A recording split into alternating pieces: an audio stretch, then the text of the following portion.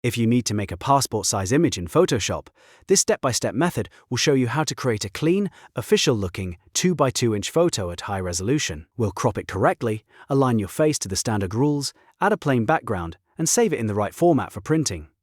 If this tutorial helps, make sure to hit like and subscribe for more easy Photoshop guides. Let's jump in. First, open your raw portrait directly in Photoshop.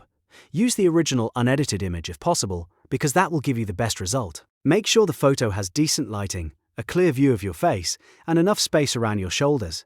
A good source image makes the rest of the process much easier and helps you avoid having to fight with quality issues later. Now select the crop tool from the left toolbar, or simply press C on your keyboard. At the top of the screen, look for the aspect ratio drop-down menu. Click it, and choose W/HX resolution. This is very important because it lets Photoshop create a passport photo at the exact physical size and print resolution you need. In the width box, type 2 inches. In the height box, type 300 pxin.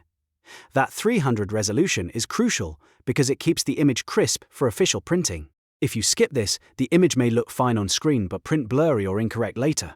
Next, place the crop box over your face and start aligning it according to passport rules.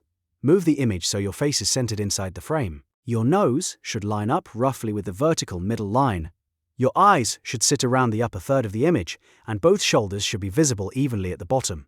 Keep your head straight and try to leave enough space above your hair without making the face too small. Once everything is positioned correctly, press Enter or click the check mark at the top to apply the crop.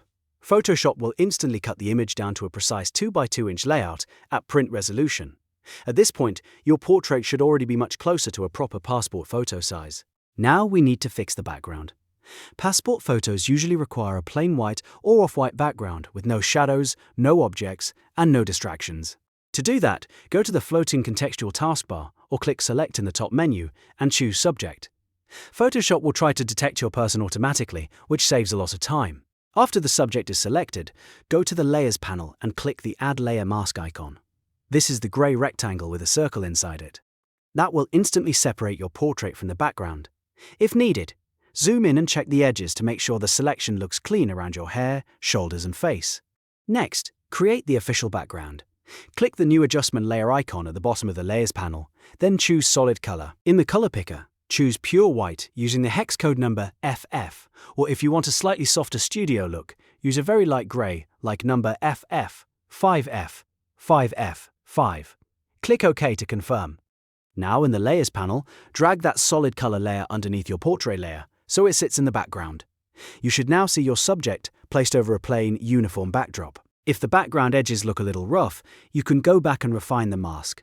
But for most cases, this will give you a clean passport-style result. Once you're happy with the final image, it's time to save it correctly.